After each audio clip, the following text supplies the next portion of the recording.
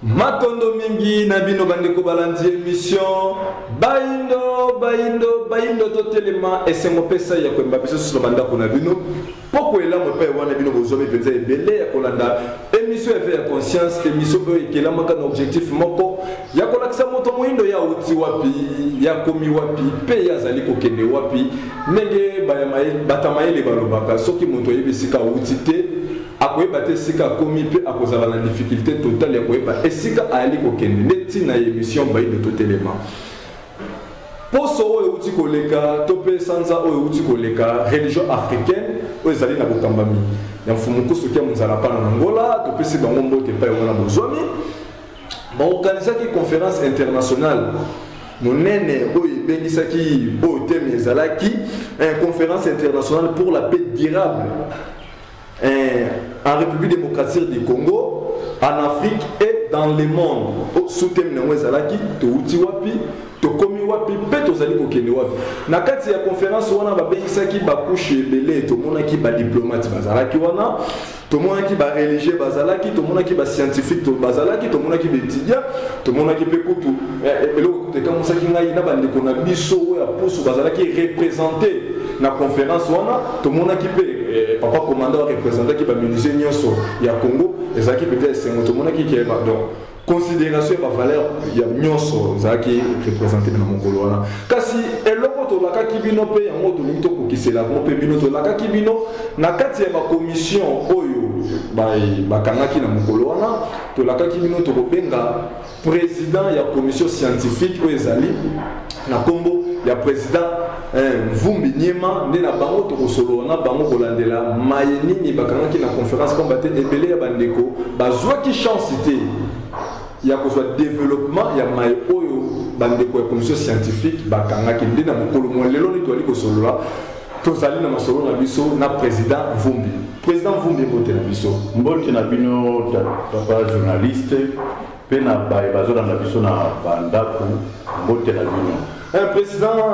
conférence de Kanaki sans outil koleka et pas wana bolobaki au temezaki conférence internationale pour la paix durable en République démocratique du Congo en Afrique et dans le monde sous thème na mozalaki to outil wapi to komi wapi pe to ali kokende wapi to mona ki bino baye scientifique bozalaki penza ko telema mukolo wana bozwaki maloba bino président ezaki ya mingi oyo talisaki mukolo wana na salle ebele ya bato babetaki maboko mais suka ikaka wana nena tina kola musamakanisa bayilo ya moto baki to luka bino to ko masolo oyo bino bosolo laki na ebele ya bato mukolo ya conférence wana nini bokangaki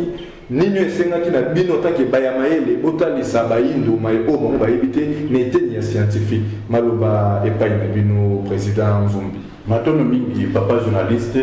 pona kopesa biso maloba po ete biso toponamaki en tant que président de la commission scientifique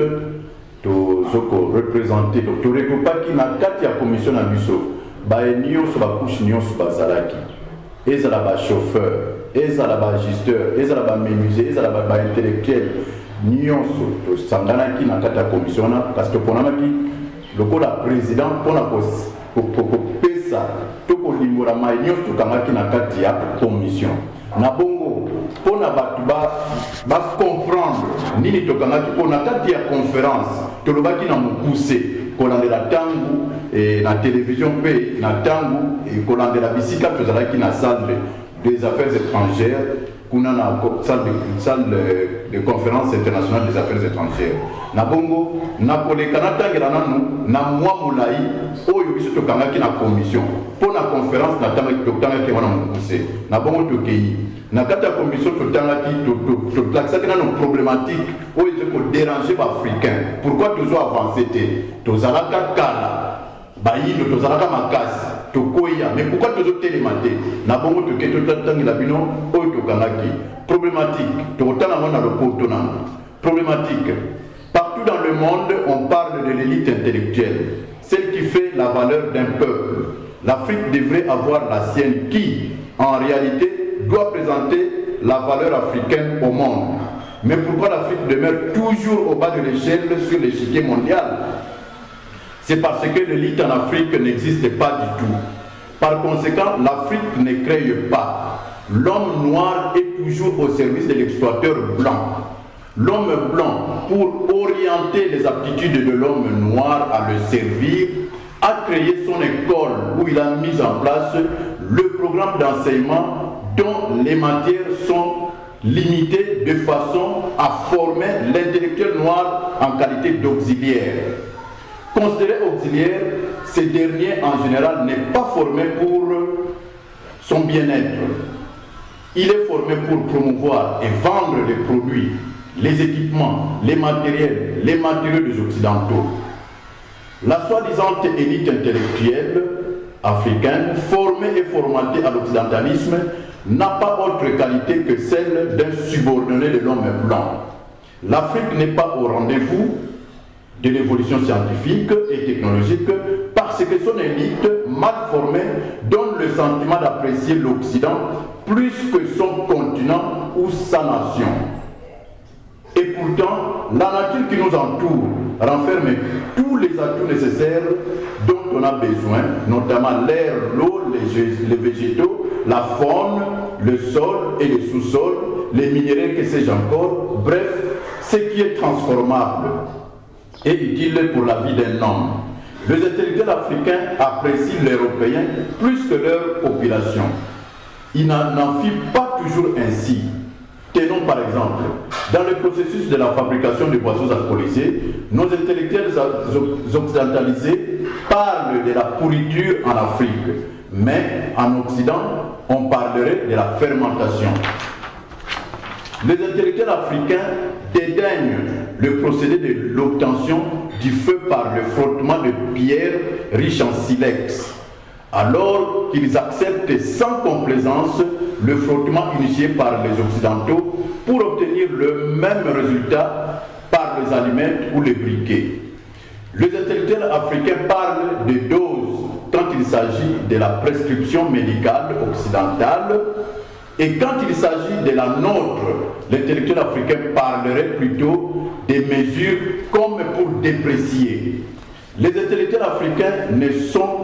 se sont toujours moqués du vécu quotidien de nos ancêtres africains qui vivaient des racines, de la pêche, de la cueillette, de la chasse et s'habillaient typiquement africains.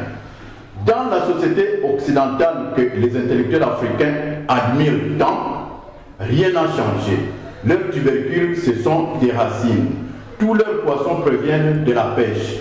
Tous leurs fruits sont obtenus par la cueillette. Toutes leurs viandes proviennent de la chasse. La plupart de leurs vêtements sont faits à partir des feuilles de lin, de coton, de la soie et que sais-je encore. D'ailleurs, les caches-sexes de nos aïeux sont devenus aujourd'hui leur string. L'homme noir en Afrique, très mal formé par les programmes piégés de l'UNESCO, est soumis dans les conditions d'un éternel apprenti de l'école maternelle à l'université. Or, on entre à l'université pour découvrir comment fonctionne l'univers. L'université est basée sur les recherches afin de présenter à la société le fruit de la découverte qui conduit aux inventions de tout ce dont on a besoin pour la vie. Finalement, ces inventions favorisent la création d'emplois perpétuels. La formation universitaire est aussi conçue et sectionnée selon les besoins de la communauté humaine, avec les différents domaines répartis en facultés. Suite au défaut du système d'enseignement programmé par l'Occident en vue de n'informer que les auxiliaires, nos étudiants noirs sont obligés d'effectuer des compilations de résumés d'autrui et se disent malheureusement avoir effectué des recherches. Arrêtons de former des compilateurs qui deviendront certainement des chômeurs. Formons plutôt des créateurs d'emplois et des excellents gestionnaires, donc une élite africaine respectable et respectueuse. Constat. Les Occidentaux nous ont enseigné que l'Afrique était le berceau de l'humanité. Par ailleurs, ils soutiennent que l'Europe est le plus vieux continent. C'est à nous faire croire que le fils est plus vieux que la mère. Quelle aberration! Les Occidentaux nous ont toujours présenté une Afrique plutôt sage qu'intelligente. Or, l'Afrique était travailleuses bien avant leur arrivée. Pour preuve, c'est l'Afrique qui a inventé et fabriqué la machette, la pelle, la houe, la marmite, les flèches, les lances, les sabres, les monnaies, les écritures, le fil, les vêtements, les chars de combat. Et ils ont construit même le pyramide qui dépasse jusqu'aujourd'hui l'entendement des autres peuples, fruit de l'intelligence et non de la sagesse.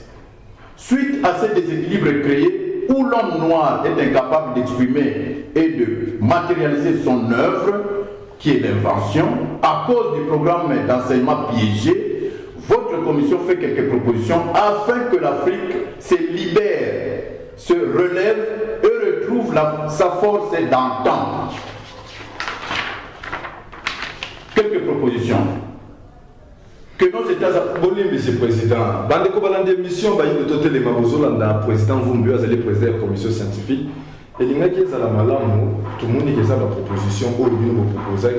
mais tout le monde a des propositions, ne maiwana tokotanga yango lokola pe émission eza na nota ya molai na kati ya baproblématique na bino oyo bino bozali mokonzi ya commission wana bozoki maloba na conférence wana oyo ezalaki na ministère d'affaires étrangères oyo religion africaine eorganisaki na bokambami ya mfumu kusuki mosala mpo na mongola na kati wana ntango bozali kosala lecture na bino ya problématique na bino eza na babiloko etouche ngai eloko ya liboso ntango olobi ke élite intellectuelle na kati ya Felika bazalaka te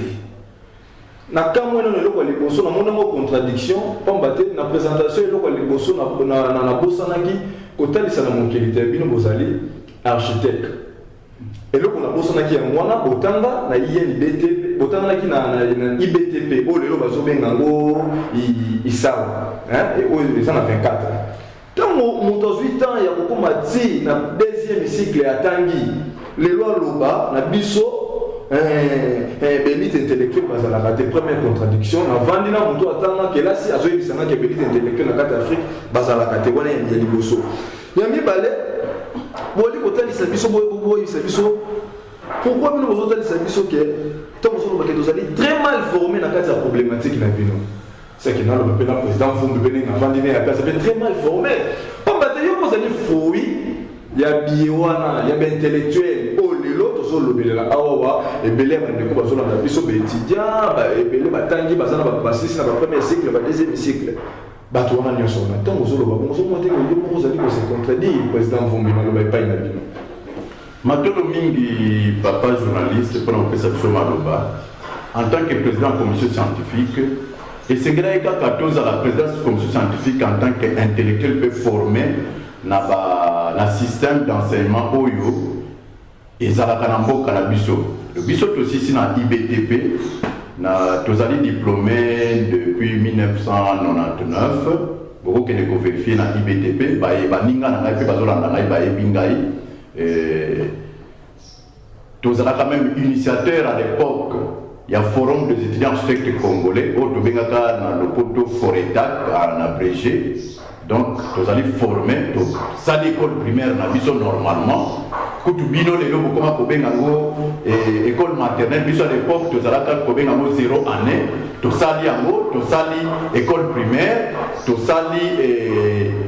humanité na biso na institut technique professionnel na internat na IBTP et pas ba père de skate na tchela. Tout si wana, tout ekokota na IBTP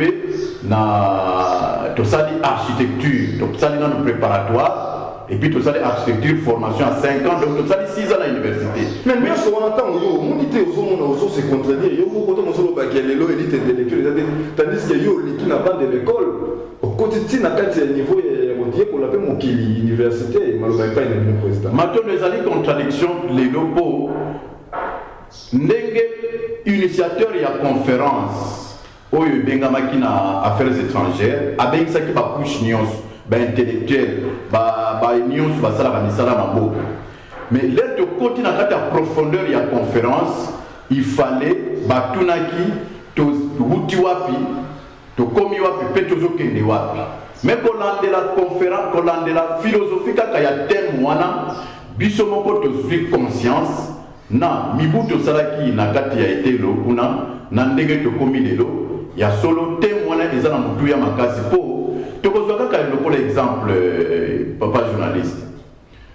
na problématique tolobeli nini tobi ke ba intellectuel africain bazali wana mpona kosala promotion ya ba produit kosala promotion kosala vente kaka ba matériaux ya ba équipement ya ba occidentaux ya solo ba former biso mpona bongo po biso moko architecte pourtant biso koloba boni bobe biso to bandana na biso moko na oyo tozali en tant qu'architecte même ce que yoki architecte azui marché ya combien d'étages mais là la kosala devis mais nyonso ekokota na kati ya devis na ye eza kaka biloko tokosomba epai ya mondele donc likanisi ya liboso ndenge atikalaki etelo na ye awa to classe na ye awa mingi po tosalaka commission bamatériaux na ye toke kaka awa kaka eloko bokosomba kaka ezali epa bandeko na biso ta mosusu ya poma kelele kaka sable mais nyonso ekokota kuna barre de fer vitre carreau nyonso même mabanga bokosomba kaka epa na ye mondele. Et ça la même ce qui n'a qu'à faire bâtiment, tous les ingénieurs électriciens. L'aide au PC marché, en tant qu'architecte, tous arrivent à Polo, mon salaire, tu sais, ingénieur, il y a pour ça la de vie, n'a marché. Mais nous, ça au ça qu'on a, et ça la singa, et ça la coûte pain sur il y a pour ça là, pour nous la singa, on a, nous, ça au sommet, on va pas monter. Donc, ça va classe, mon corps va former, pour nous enrichir mon délai. Donc, tous arrivent à commissionnaire, il y a des matériaux, il y a des produits, des équipements, nous, sur mon délai. Donc, contradiction, ça a été parce que ça a été constat. Ndenge initiateur de la conférence à l'Obaki, to uti wapi, to komi wapi, pe to zoke ne wapi. Mais place to komi, to constater bon. Donc, il faut les lots. Tout ça, la projection, il y a départ, il y a Sika. Pour notre à côté de zoke. Tout ça, la projection, il y a départ à Sika. Maintenant, on voit que le Babongo, mais les lots à l'université, et tout Nimoka, institut supérieur, et tout Nimoka, qui nous les lopé, la collation des grades P, et aussi la thème au colonna, mon colonna. Maintenant, on vient au baquet, biso le temps à rater. Bozo télémé la système éducatif, tout bien bozo ya bayi no batanga. Mundela ya sungi biso le monde biso na état ya mabe le lo apesi biso forme le kola batu le lo caméraman oyo caméra oyo zo biso bilili téléphone tout ça là awa nyoso ze mundele président. Na nyoso wana bozo ba nini mundele aza mabeto système éducatif eza mabeto ke là c'est eza mabe biso zo vanda to so na état ko bakoko na biso bazalela ki malo ba pa ina. Au moins une question est que ça gagne pour tout ça na mission ba téléspectateurs ba comment on peut récupérer ça mais tout le c'est cas pour leur bino bolobi na question na bino ba étudiant ba ça la collation de grade mais d'abord il y a que terme on a collation de grade. Est-ce que pas na collation de grade de l'accident le ba bambi au grade mais ça dit mérite ya grade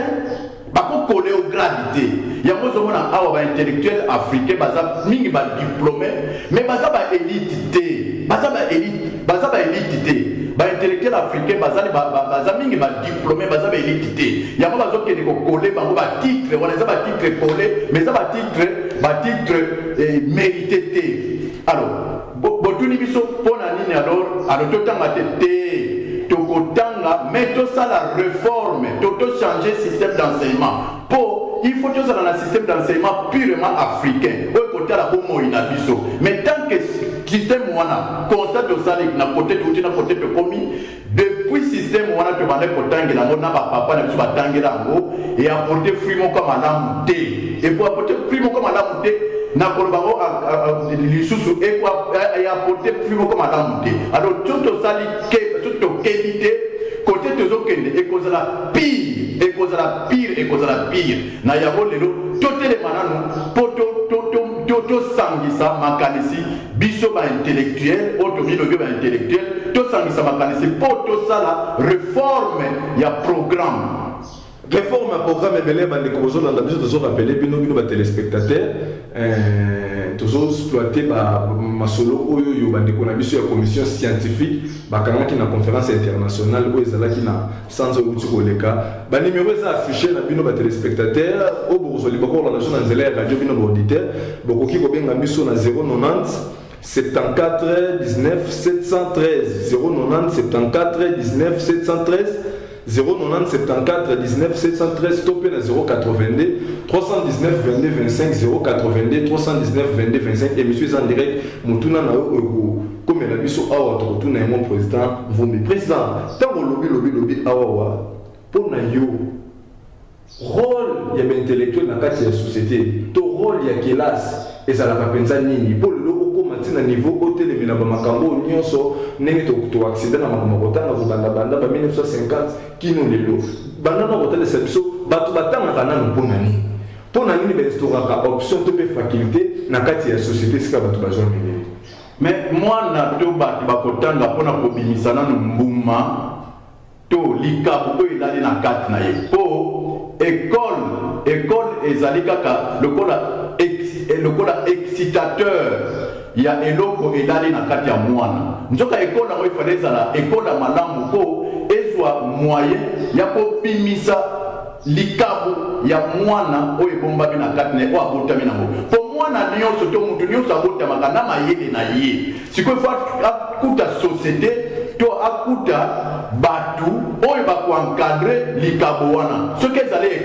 école wana efo ezala malamu mpona kocomprendre epuis koencadre likabo wana soki ezali société il faut akuta société malamu mpona eencadre mpe kooriente likabo wana mais biso lere tobotami ata bino kaka lere bobotami ozali ta mosu baleki ya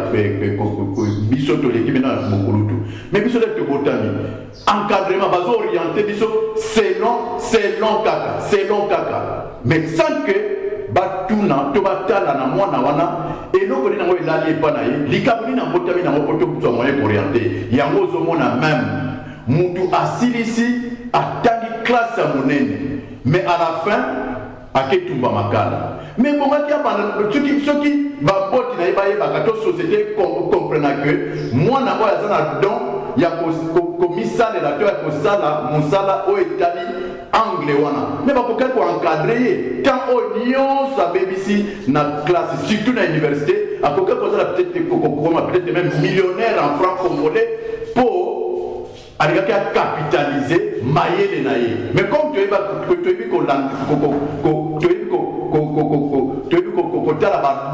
kotala badon ya bana na biso te yango omonaka mwana koma aza mayele totinda ye na faculté boye mwana koma aza mayele totinda na faculté boye asisi faculté aye na ndaku abandi kotumba makala parce que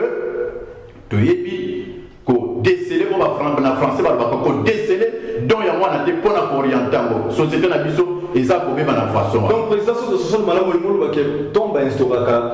faculté to option ezaka en fonction ya babesoin oyo société eza na yango atindikisaka bato bakende kotangelela maye wana mais eza bongo ezali mpona parce que d'abord toloba nano eloko babengi un intellectuel aza mutu oyo ayekoli oyo atalaka makambo ya molimo po soki mutu ezosala te société mpe ekotambola d'une façon boiteuse société alors tolobi une élite oyo azali kobimisa donc le meilleur na ye do baintellectuel bazala bango mais au-delà ya baintellectuel baélite mpe bazalaka donc bafaculté wana tokotala babesoin na biso oyo ezali neti na moma ya lelo babesoin na biso ezali nini nde tokosala to tokocreye bafaculté ezalaka bongo na basociété nyonso tokocreyaka bafaculté te lelo ekoma mutu aza na mwa ndako ya moke boye acreye université moza nini eza kaka otali nano ezali mawato oyo nyonso bazopresente biso comme faculté na kati ya université wana comme faculté na kati ya université wana bandeko bana libosa benza ebele tozomona déjà baréaction na bino kala mingi tozobana otanga batesto na bino na banimero na bino batelespectateur ya émission eza en direct banimero eza affiché bino baauditeur bokoki kobenga bao bakozolinga kokolanda biso na nzela ya radio bino baauditeur bokoki kobenga biso na 090 74 19 713 090 74 19 713 090 74 19 713 topé na 082 319 22 25 082 319 22 25 soki otindi testo tokotanga yango kala mingi totanga batesto na bino appel tokoyamba yango émission eza en direct président ozocréer l'émission nazobadini motu mpasi kolandela commission na bino lelo kobanda 1960 kino lelo baye bakambi afrique mobimba eza baintellectuel soki biso lelo tokokondane plus tokokondane bino baya mayele pamba te bino mutu bobo accédaki na kibokonzi banda 60 na bapays nyonso ozala président de la république vous êtes intellectuel ozala même chef du quartier vous êtes intellectuel bourgmestre vous êtes intellectuel même gouverneur vous êtes intellectuel raison pour laquelle basengaka biso badiplôme ya bauniversité soko olingi opostule sikoyo bino baintellectuel wana sokoki bosangani mais ezopesa kaka résultat moko négatif toloba nini lelo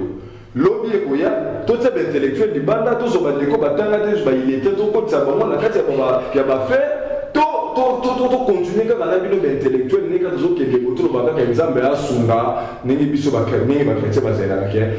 nkolo yesu aya asisa pasi na sens wana tondenge nini mpo bolobi ke bato batangaka mpo barépondre na babesoin oyo société na bango aza na yango maintenant biso tomoni ke bino baintellectuel na biso banda 60 lelo borépondre na eloko moko te na afrique totia bino libanda biso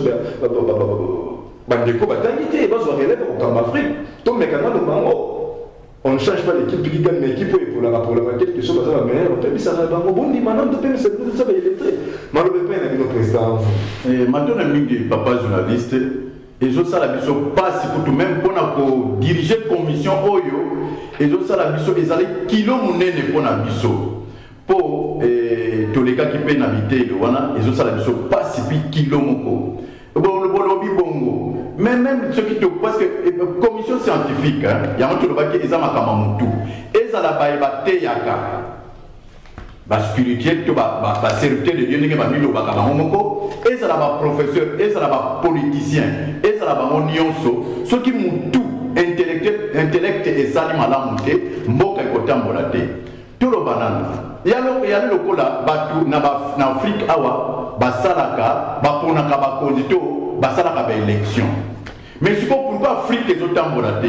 bino bolobi totia bato batanga te baillettré tala ku terme boyutilize baillettré mais wana ezali terme mundele a créé illettré po azala rejeté na société malor ke wana illettré wana akozala mpe mayele mpona koya kopesa likanisi na kati ya mboka système mundele atikela biso babenge illettré po azala kutu na nzela ya basoi-disant intellectualité to ya basoi-disant bato ya mayele mais na bongo tokozala un exemple biso sikoyo tozalaka mingi na afrique baprésident mais baprésident sulaire azali président esengeli azala na conseil to azala na baconseiller to azala na baministre to azala na badéputé to azala na basénateur mais pourquoi bamboka ezokende malamu te mais c'est parce que yango tolobaki na ebandeli programme d'enseignement mondele atikela biso eza programme limité po tozalaka baauxiliaire na ye kende même na baconstitution na baparlement la plupart ya baconstitution na biso euti libanda e baye même pas koadapte wana baréalité na biso mais bazosala baamendement mpona kosepelisa maître oyo acolonise biso donc eza baprogramme moko programme mathématique na biso eza programme moko ezoforme kaka baauxiliaire parce que ye président wana lere akomi wana baconseiller na ye bauti na école wana baye kosala na ye mais tant que baza bien formé te mbumalini bakopesa po président azali koorienté na makanisi siko bino bosalela yango mais puisque ye conseiller azwaki na etelo batangisi bomoi na ye nanu te kutu mabele d'abord baboyise yango bakokoyisa mutu mabele ndenge nini mabele kotangisa mutu ete eloki kotangisa mutu koyina mabele président ata bino moko mpenza mais papa journaliste mais toi qui n'est qu'à net n'est que tangi na ba spirituel to na ba sali ya nzambe omoni musali ya nzambe a telemi abandi koyebisa bandimi na ye biloko ya mokili eza na tina te on a na raison ya koleka yango eza na tina te biloko ya mokili eza na tina te sikoyo mukolo biloko ya mokili yango moto asala yango nzambe obisa nteke président commission scientifique yango tebisa kino tozala mokumba makasi mpona kofongola lokola mayele ya bato ya batelespectateur ya balinga biloko ya mokili yango eza na ntina te mais mokolo ye akosomba ndako akosomba voiture ayesi kolobake nzambe apambolinga sikoyo liboso alobaki biloko ya mokili eza na ntina te o nzambe asala mais mokolo azwi yango alobi susu nzamba pambolinga na sombi mutuka na komi ko voyager na sombi pendako. Alors biso en tant que président de la commission scientifique comme mutu ezo sala ndeto lobi lero wana c'est que nzambe oya pamboliye na biloko ya tina te c'est que nzambe wana pas na tina te. Pour ce cas là kana tina nzambe wana akoki il fallait pamboler na biloko ya tina oya lobela ki liboso mais liboso lobela ki biloko mukiliza na tina te mais lera azui yango alobi nzamba pambolenga biso to conclure lera wana ke nzamba pambole na biloko na azanza no ba tina te parce que pese ka biloko ya tina te donc ndenge passer la la télé mazo ba ki biloko mukiliza na tina te c'est que nata mo pas so ba mituka na ba lopango jamais ko benga ngo lipambo liboso ya bandimi na ye. Mais ce cas sincère na yemo ko akolo bango lipambo lite euti pa nzambe à moins que euti lipambo ne euti pa mutu mususu po nzambe bango oya lobaki liboso o asala biloko mokili obiso to yebi ye mutasali biloko nyonso mokili mais ye pasteur liboso lobaki yango biloko mokili eza na tina te. Donc quelque part rôle ba nzambe za muto liboso bani makambo science na kati na mokili. Mais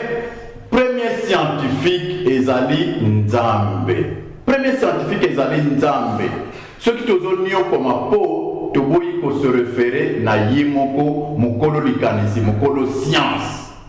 To copier science to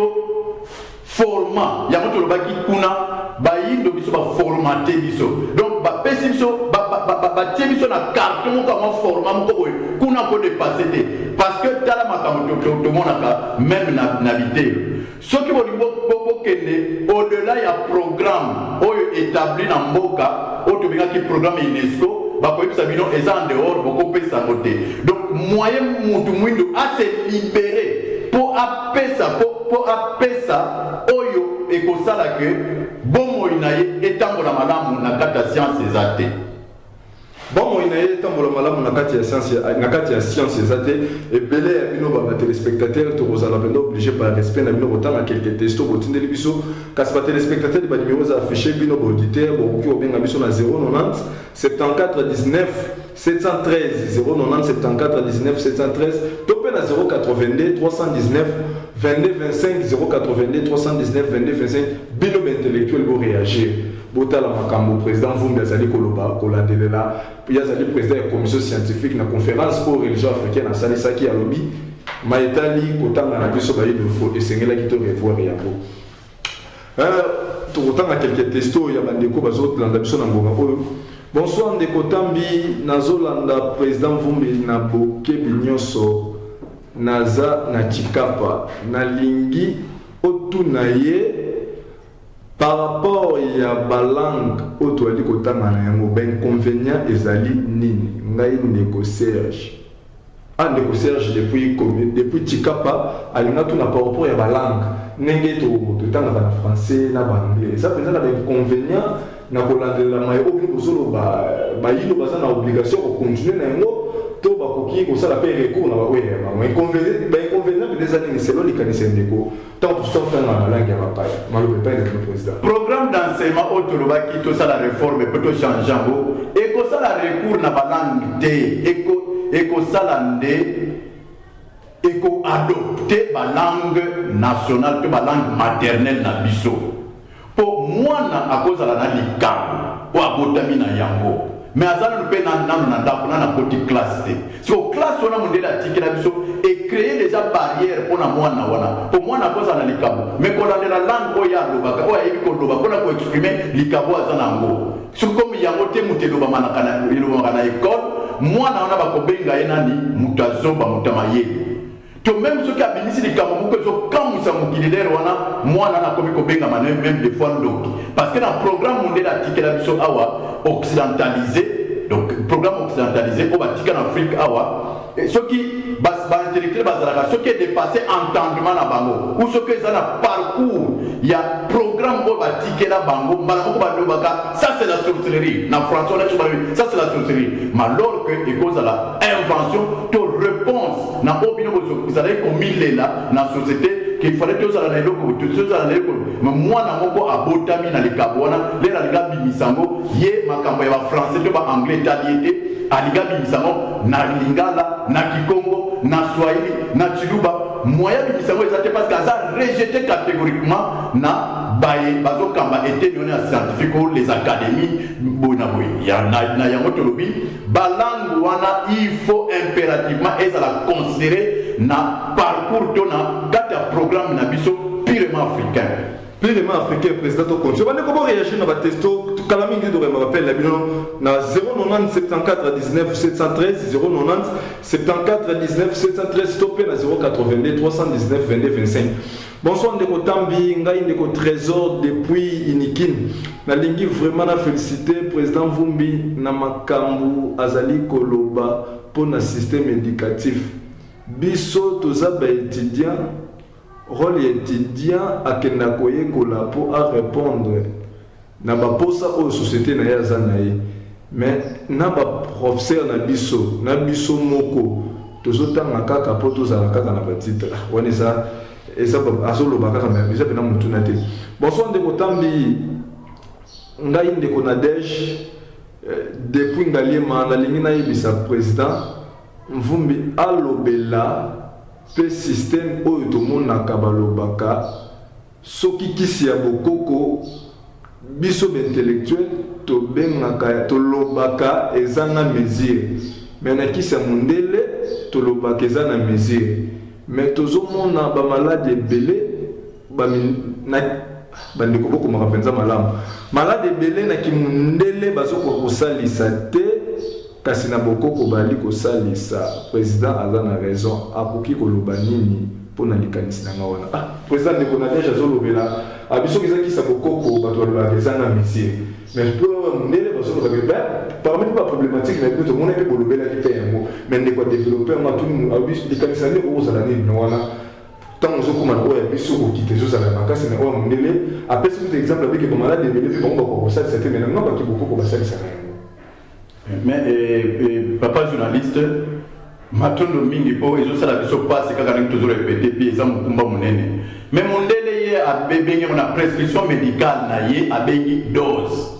Mais il faut na biso abengi mon mesure. Tolobaki bien ko tolobaki na lopoto tolobaki abenga ko mesure pona ko kitisa valeur. Nzoka mesure même on a les muyindo alobeli mesure. Ezaka ka dose. Po Koko soka lobi joie demi-verre. Eza dose. Koko soka lobi joie verre. Eza li dose. Po mutu mon côté à ça la science, soke aza en contact na molimote o eza invisible. Ne yamoto lobaki, il faut pas former ba vrai universitaire. Po universitaire na sini. Un universitaire ou à en contact na univers. Donc okoki koya kolobate ke nga nazali médecin. To nazali pharmacien, ce qu'on contacte en contact na univers te. Boni koloba naza médecin, nazali pharmacien, mais bien yo si aux utiliser aux salles là, oyo kaka programme pesa kiyo. Yango tozomona que imperfection ezali, tozo koka ko komate bisika, biso ba yindi to milingeli na bomo ina biso. Au mona médecin, les rabandi prescription médicale na ye. Bandai bandili tina suka akotika la jamais kopesa yo na biblia jamais kopesa yo eloko moko to mikisi moko na kati o bakoloba tanzete moko ya Afrique nyonso kaka prenez comprimé boy prenez capsule boy prenez injection boy prenez boy ya moto lobaki na problématique que ba intellectuel o ba former na programme ndele bazali pona koteka ba produit ba équipement na ba matériel ya ba mindele donc ndeko wana abengi na ngali masuki to bosalité bango ndenge babengi wana bayeba bien que mundele asalaka ba jeu de mots pona kokitisa ya ba noir soki kuna lobi dose l'erpe koko kokende bisika kopesa yo mesure ya demi-verre to verre mobimba yo pe benga kaka dose ko benga mo mesure olandi ye mutalinga ko ampuye bat na mokili olandi ye mutalinga ko ampuye bat na mokili bande ko bo réagir kaka malgré les choses ça tirer vraiment bolandi l'année bo ali ko benga mais ba testo na meso comme la biso bo réagir na 090 74 19 713 090 74 19 713 topé na 082 319 22 25. Bonsoir Ndeko Tambi sunganga vraiment message nanga oyo ezala passé tunelanga mutuna oyo pa ya président Mvumbi président na lingi na tuna tango bandeko bokomaka vraiment bien. Président alingi na tuna tomonaka na baparke bazosambisa bato avocat azwa koyebisa client na ye makambo oyo nazomona ekomi makambo molili. Aucun hôpital médecin azo traité moto asuki azoloba ekomi makambo molili. Nalingi na tuna est-ce que ezalaka na cours moko na niveau université oyo batangisaka bango soko suki faut koteya bato po koyebisa victime ke aza na problème ya molili to ndenge nini. Ngai ndeko papi depuis commune ya Lemba. Président ndeko papi non moi c'est qui c'est comme ça. Bandeko ko réagir na 0974 19 713 0974 19 713 topé na 082 319 22 25. Ndeko ngai ba donc c'est azaka victime na loko na bi mettre avocat zo défendre mon tout. Mais au moins on a bien client et puis c'est que makambo zo mona ke koti makambo molili. Mais ça se traiter mon terme zo mona changement ça te azo yebisa mutu malade ki to famille malade ki o za makambo molili. La linga est-ce que ça na cours mo na niveau université batangisa bongo ba biloko wana to ezala la ke bazana bongo limité ningo zo lobelela wana ngalo pe ka no président. Au moins mukumba o tozwaki en tant que président de conférence il y a commission scientifique eza mukumba moko munene. Alors et question na tuniwana batu ebele bazalaka ba victime na yango mais tolobaki na problématique que programme oyo batikela biso batangiseli biso ezali programme moko limité de façon que ozalaka kaka auxiliaire dépendant parce que yé avocat d'abord droit nanu ye azo utiliser naza contre l'avocat parce que bango moko pe baza ba victime ndenge bakendaki université pour apprendre yango droit yo azo utiliser eza droit purement africain te ye eza droit purement africain te donc même mibeko faut bala na réalité ya bato président même mibeko faut bala na ba réalité ya bato na ba mboka nyonso bango bazaleli ya bongo mibeko na bango eza conçu na bana mboka bango moko na ba réalité na bango ya mboka na bango mais biso mibeko na ba nyonso bango ba utilisaka selon et selon wana eleke ezala selon par exemple ba précédent biso to ba deka avant biso ezaka selon ba coloniser biso selon ba coloniser biso alors koka moite ndeko pourquoi avocat il faut être sur bongo to scientifique monsieur faut être sur bongo mais c'est parce que avec un programme moko limité oyo donc ba pesa qui moi dose moko boy oyo et sungaye pour asala mais en gros ba intellectuel africain en général bazaba auxiliaire bazaba dépendant akokende au-delà te na maibala kisaki donc ceux qui accueillent au-delà à cause on a nous wapi parce que akokende au-delà te na programme ezalaka te parce que science autotangi eza science sans conscience nazo répéter eza science sans conscience pour que le bâti en dès le début pourquoi eza science sans conscience pour programme d'enseignement ezali limité de façon que ça la kaka ba auxiliaire tout ça la dépendant tout ça la kaka ba auxiliaire bandeko bo réagir tout ko ba kaka bandeko na technique na bo songa biso téléphone vraiment et ko koleka poto ba appel bandeko mo ibele awa kasi zo ko ba na testo na bino na 0974 19 713 0974 19 713 topé na 082 319 22 25 082 319 22 25. Bonsoir ndeko Tambi ngai ndeko Cécile depuis commune ya Bandal na lingi na yebisa président Vumbi tango amonaka pe ayokaka ba dirigeant africain bana na bango bazotanga na poto pe soki babeli bakena ko se faire soigner na poto ye etake intellectuel ayambelela kango penza ndenge nini na lingi botuna ye bandeko bo continuer bo réagir na 090 74 19 713 090 74 19 713 topé na 082 319 22 25 wana ndeko sesi totanga so mutuna musuko to posa président maloba bonsoir ndeko Tambi président aleki vraiment mbangu na esika zoloba biso toza baye oyo totangi classe po totekisa kaka biloko ya mondele a expliqué mon nom dans le domaine pour comprendre. Ngai ndeko junior depuis commune de Senso. Ah président, te soit de besoin de Cécile. Ndeko Cécile lobi ko yamba au monaka topo yemelela ngondenge to monaka ba dirigeant africain. La majorité ya bana na bango batanga na Occident. Soki ba beli bakena toujours na Occident pour na koser faire soigner bango. Siko bazala na ba doute na ba classe ko biso tangi awa to nini président. On les a tout na ndeko Cécile.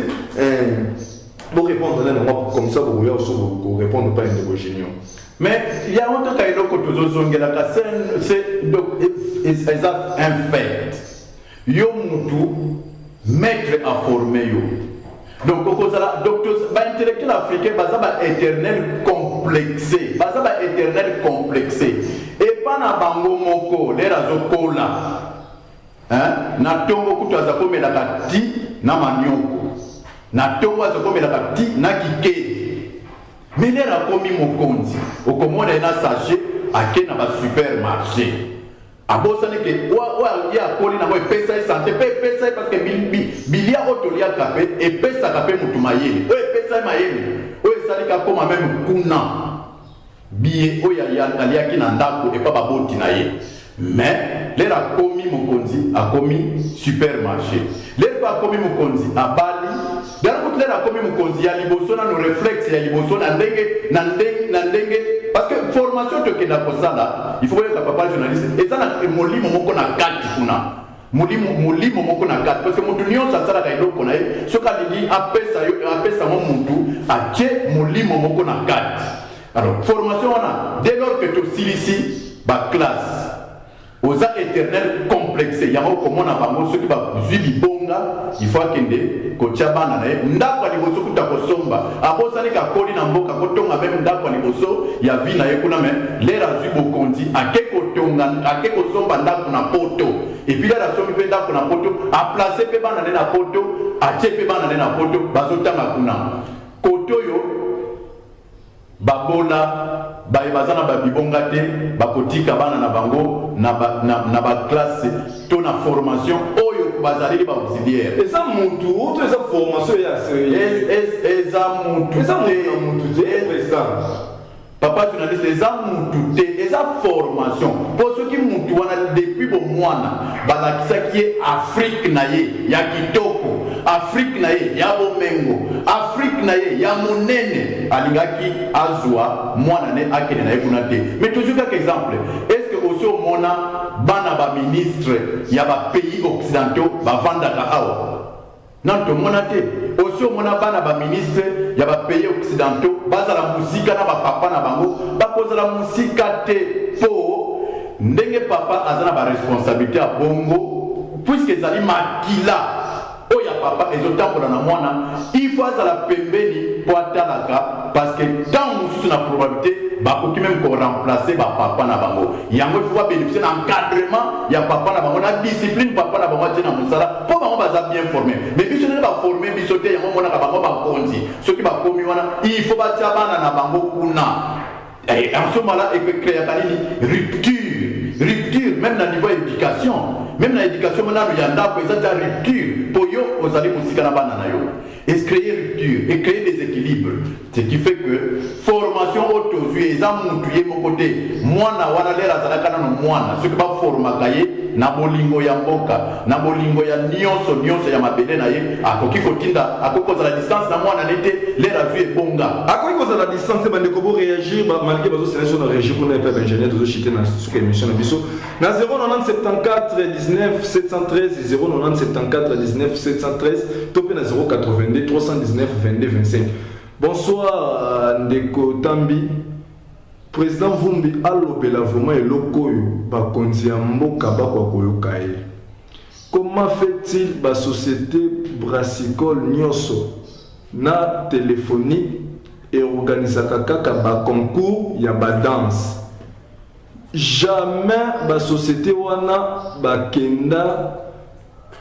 jamais ba société wana ba organisaka ba concours ya bana oyo yo bazokela biloko. Par exemple na njil mwana moko asalaki avion na Kingabo alimete mwana moko asalaki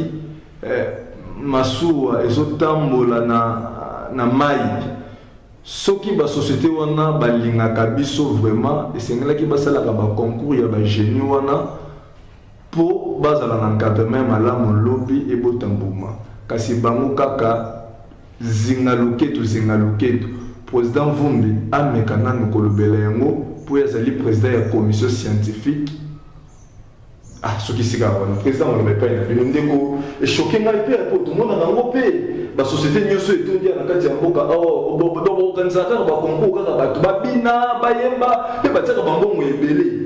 to yebite na mboka nina mokili o ba jozo ngaba komisa mboka mobimba ba musicien mais ba concours ezalaka ne to mona kende ko na biso mo ba kelele ko ba concours ya ba génie wana ezalaka te ne ko bi président fu mekana ko lobele ngwa msusu ba konzi mboka ba kokipe ko yoka malobe pe na bino pe bon au moins déjà nege ba mundela na exhibition français na classe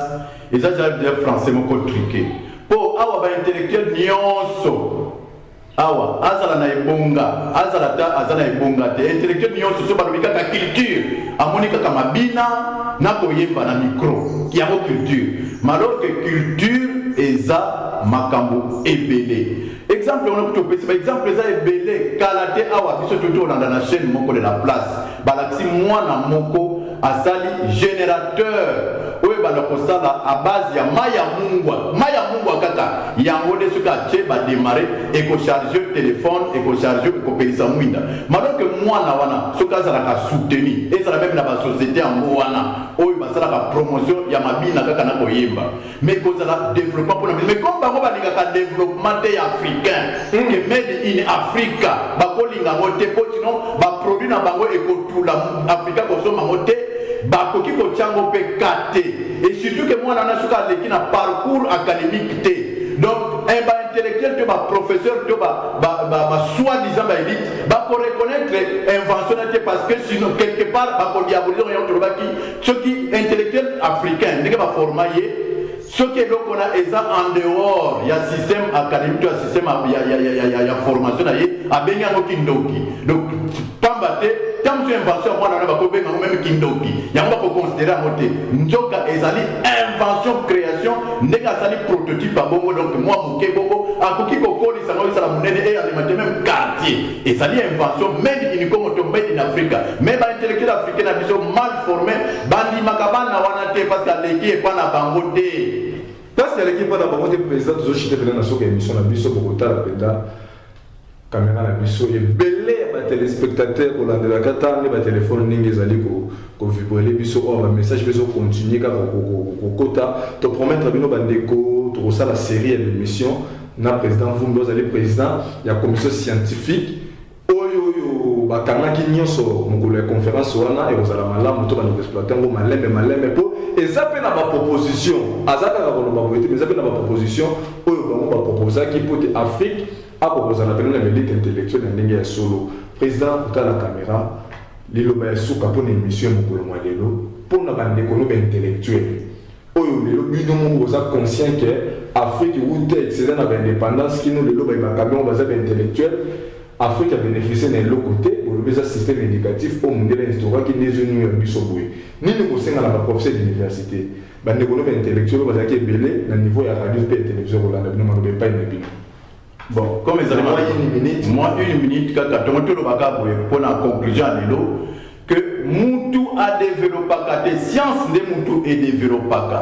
Si vous avez biso, comme vous avez un intellectuel africain, le même système. Ndengeni ngailer na botami, nazome la mai na normal, même au na botami. Mais le comment on a un programme, comme il s'est moi na mai pendant 6 mois. Mais ngai na développé mutu to science mutu développé ce qui science développé mutu ko développé te ndenge ni mutu ango oyo amelaki mai l'air a botamaki même le même jour mais sikoyo au fil de temps boye c'est que combien la sous mai te est-ce que mutu a changé kaka mutu a changé te mais science n'est pas développée. Alors, comment voulez-vous, intellectuel, et ce qu'on a dit, intellectuel africain, ou comment on a fêté, la journée internationale 2, la journée internationale 2, mais mimi la journée internationale 2, et ça, il y a un maître dans Bango. Bango, on va la journée internationale 2. Quand la journée internationale 2, bah, quand même, tu n'as pas commis ça, la journée internationale, bah, virus. malade moko songolo basali la journée internationale 2 mais ceux qui bango basali journée internationale 2 bango ba mettre na bango mais botika bango bino moko créer ba journée internationale 2 ya bino te wana zalaki liloba ya suka pona président ya commission scientifique président Vumbi ndena bango to promettre bino bandeko ba résolution ba ezalaki bina mo ebele